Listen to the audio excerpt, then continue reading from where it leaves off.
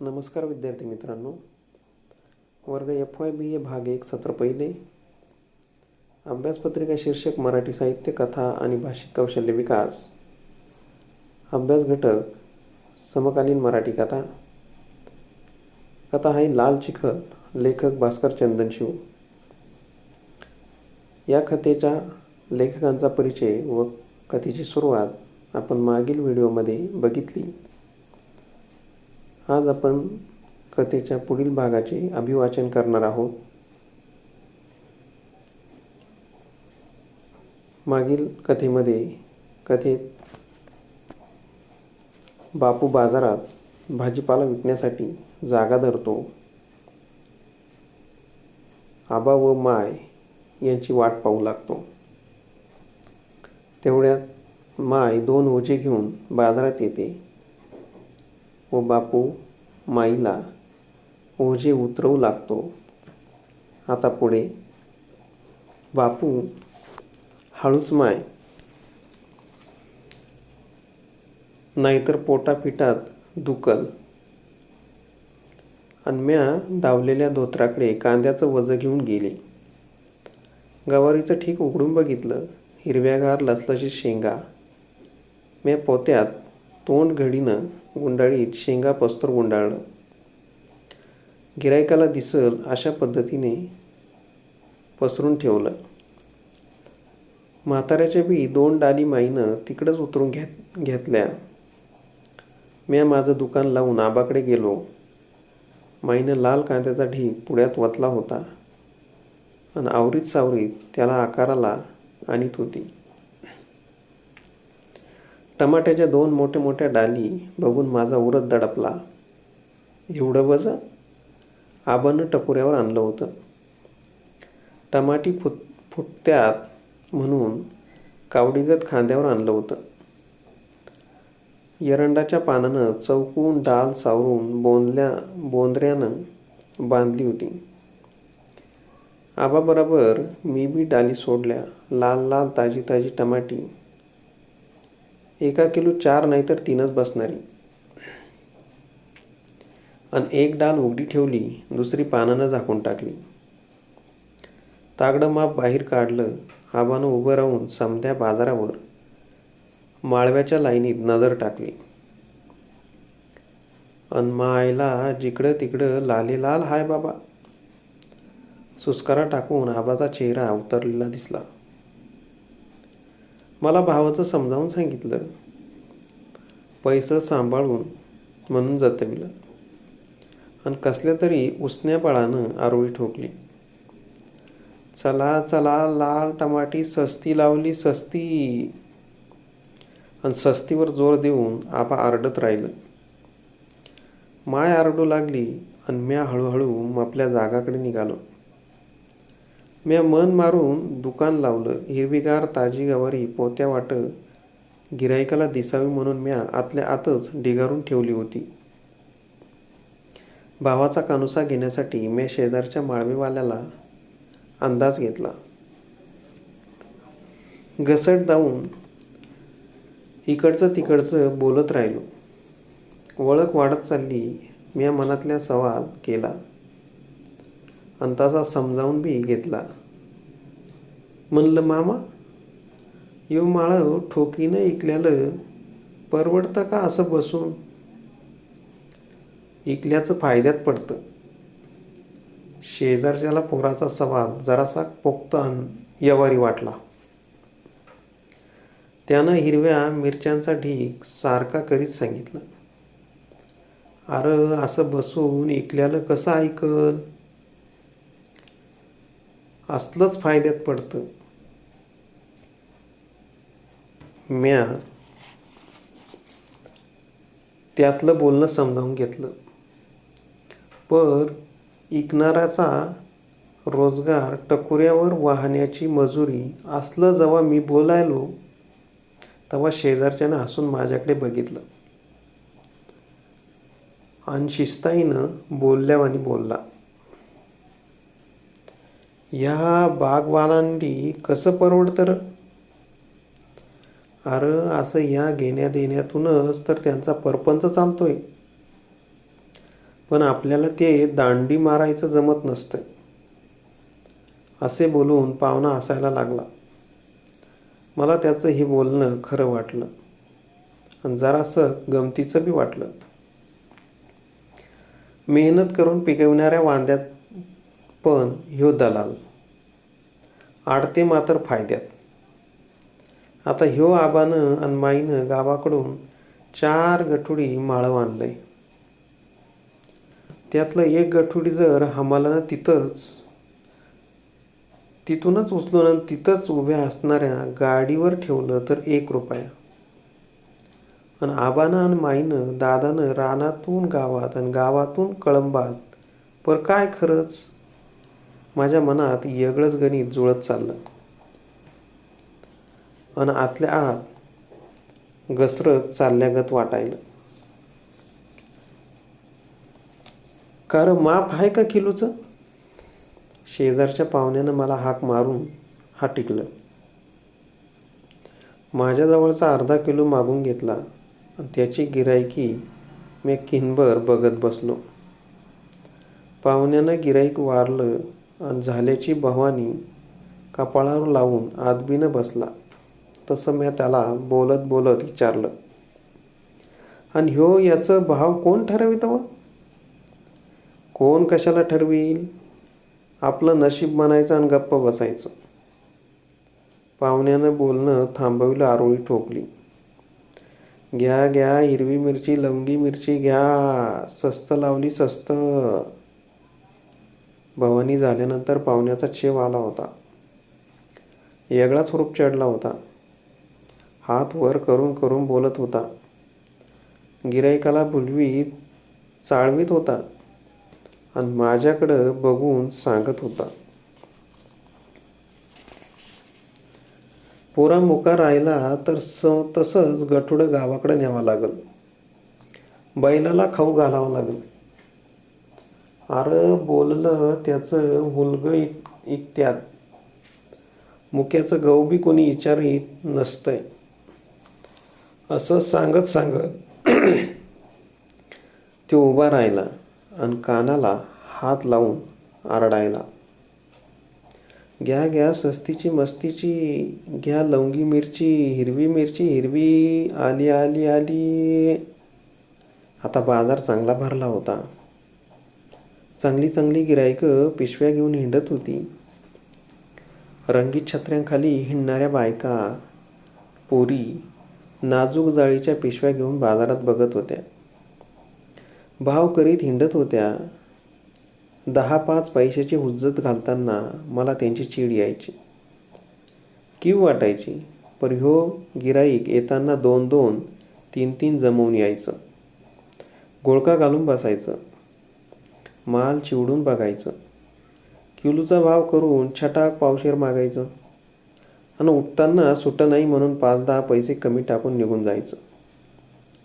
10 पैशाच्या कोथिंबिरीसाठी समजा बाजार फिरून यायचं. गड्यांचं गिराईक बरं, पण बायकांची हुज्जत मला समधी माहिती होती.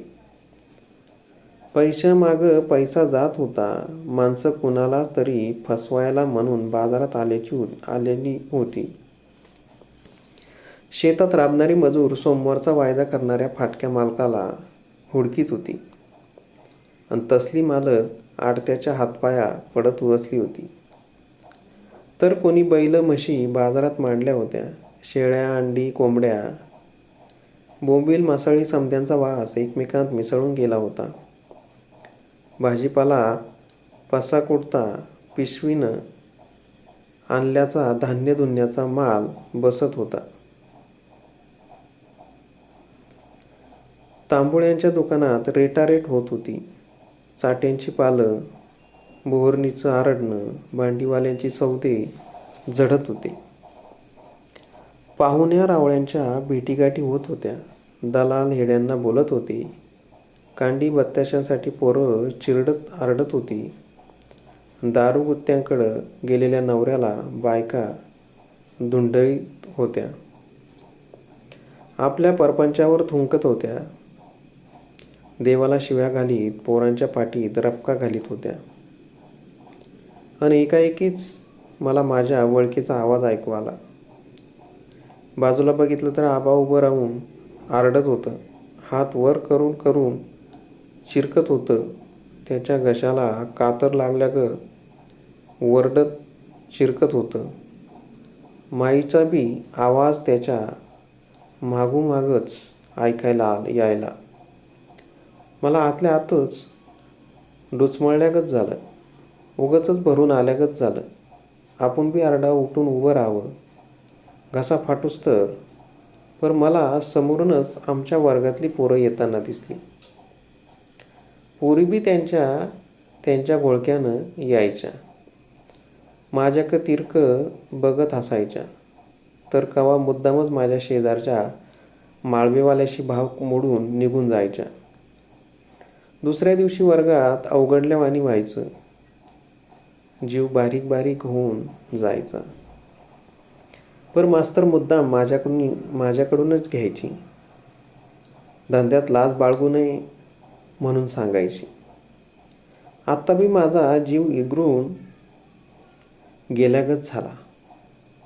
सुमन जोशी, अनघा देशमुख, विमल राऊत आल्या तशा मला कोपऱ्यातून बघत गेल्या. मी तोंडावरचा घाम पुसला. त्यांच्याकडे बघता बघताच आबाचा आवाज आला. चला चला, स्वस्त लावलं बिन बियाची टमाटी, लाल लाल टमाटी, मस्त सरकारी टमाटी, घ्या घ्या घ्या. पर गिऱ्हाईक यायचं. डालीत हात घालून बघायचं. चेंडू दाबल्यागत दाबून निहाळायचं आणि अर्ध्या भावातच मागून निघून जायचं. आबाचा राग उसळून यायचा.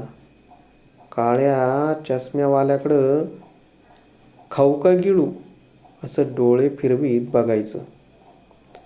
पर तसंच घटाघट गिळून शिस्ताईनं सांगायचं, मामा पुढच्या आठवडी या, आज नाही मिळायचं. तसं त्यो माणूस काहीतरी बुटबुटत निघून जायचा आणि आबा गळ्याच्या दोऱ्या ताणू ताणू आरडायचं. मधीच माईला बी टोचणी देऊन सांगायचं, मुकी झालीस काय हिळंबा, आरड की अवसन आल्यावानी. ना आपण बी मुठी आवळून आरडत उठत.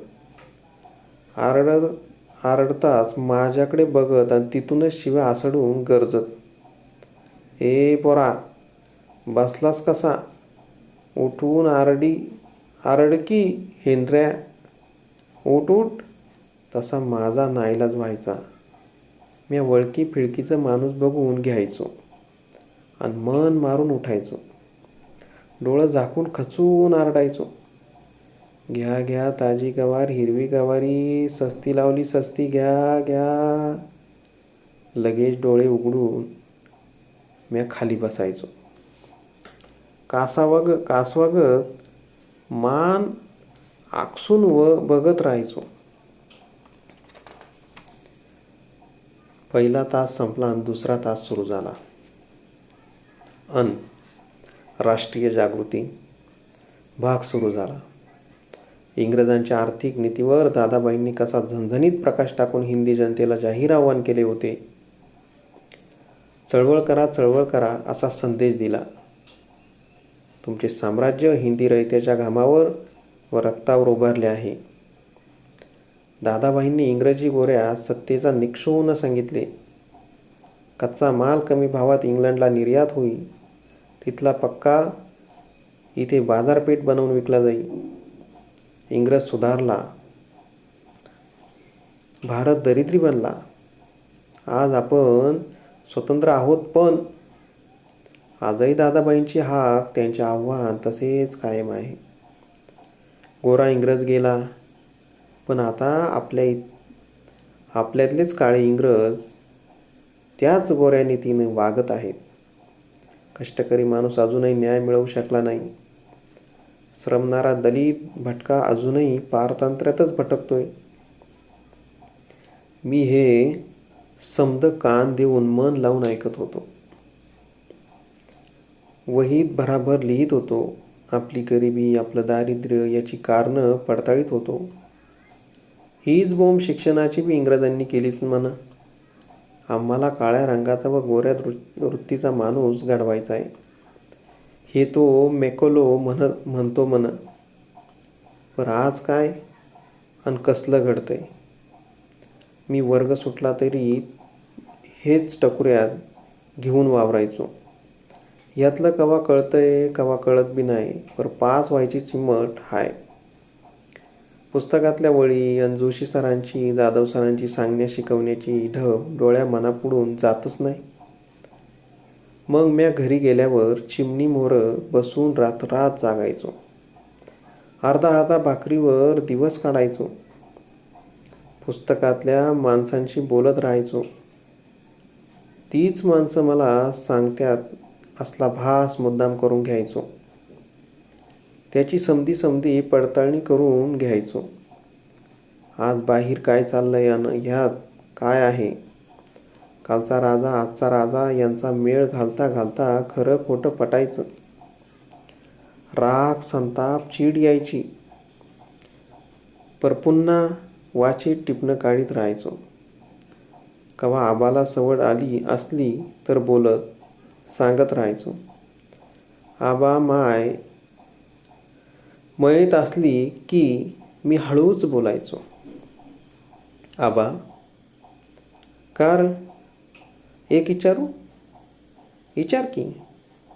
नग तुम्ही रागवताल. पर मला अगोदर कळू तर दे की. कधी नाही ते आबानं पाठीवर हात फिरवीत जवळ घेतलं. मॅट्रिक होवस्तर मला कळंबात ठेवता का. तसं आबा खिन्नभर दुमतून बसायचे आणि कसल्या तरी कातर भरल्या आवाजानं बोलायचं.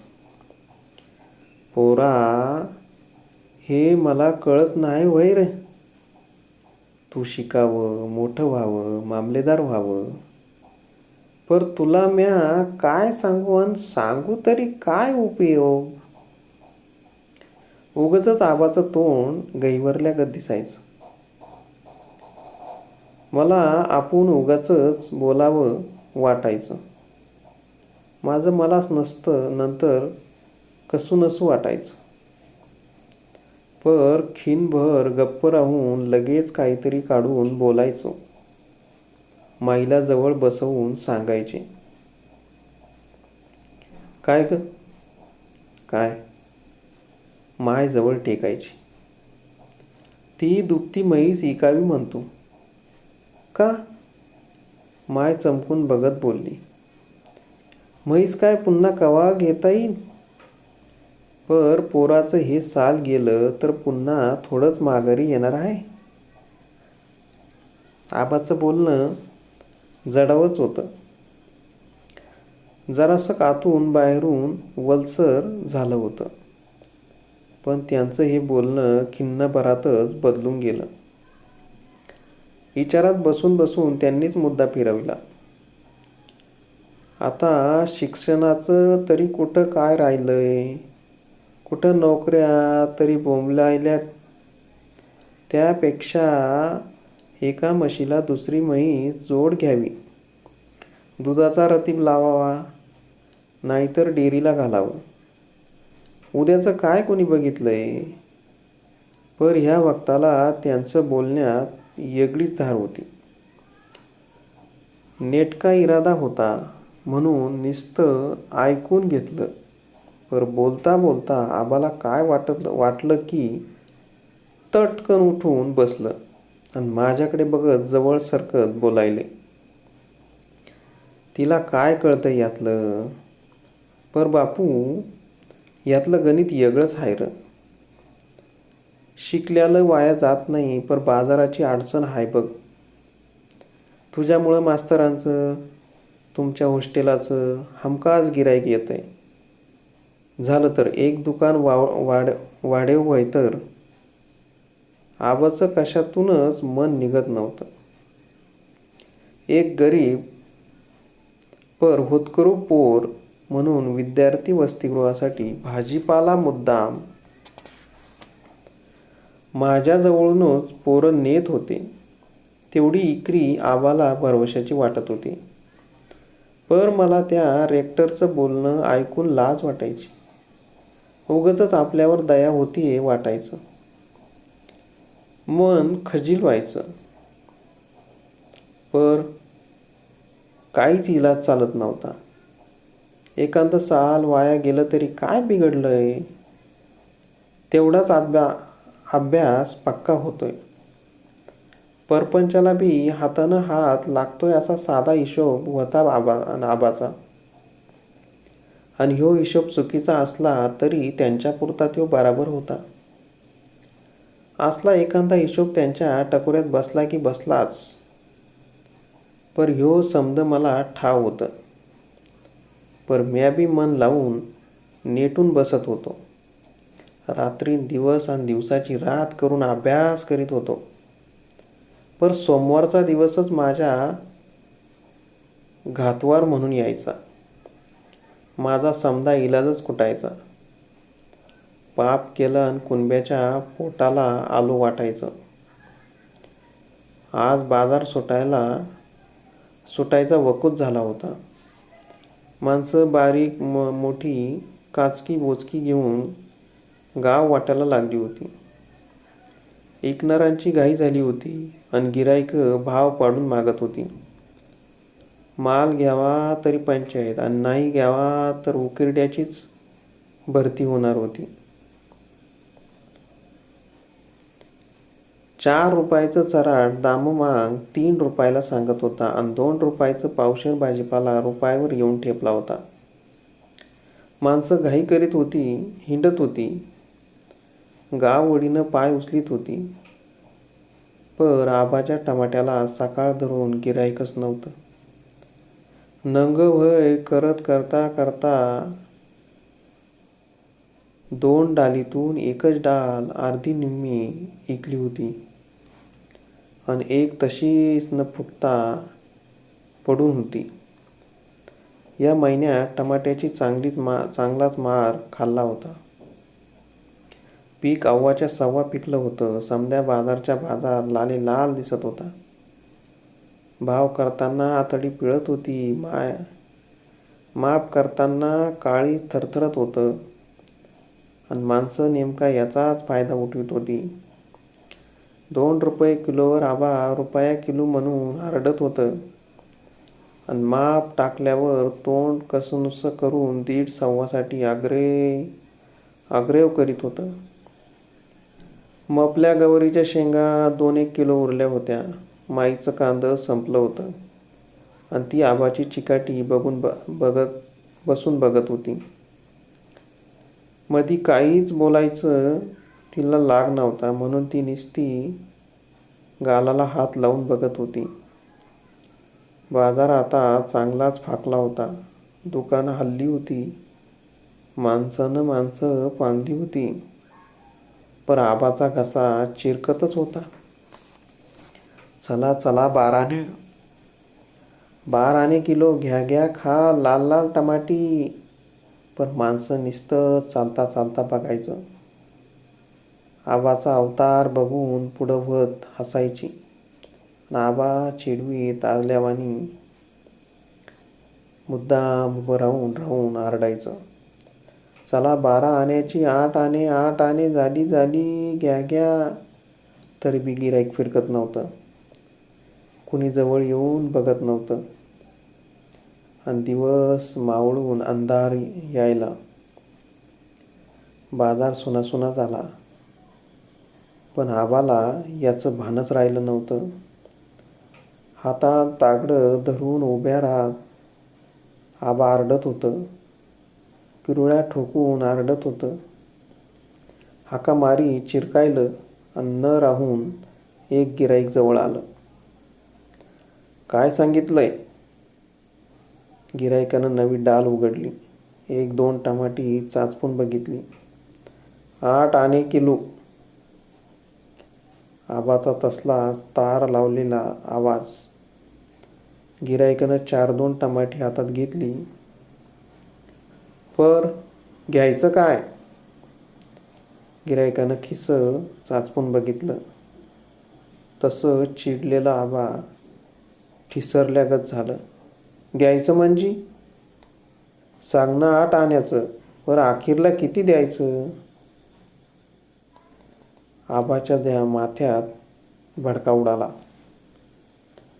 कपाळाची शीर फडफडली, कानशील बघता बघता तापली, वट थरथरल्यागत झालं.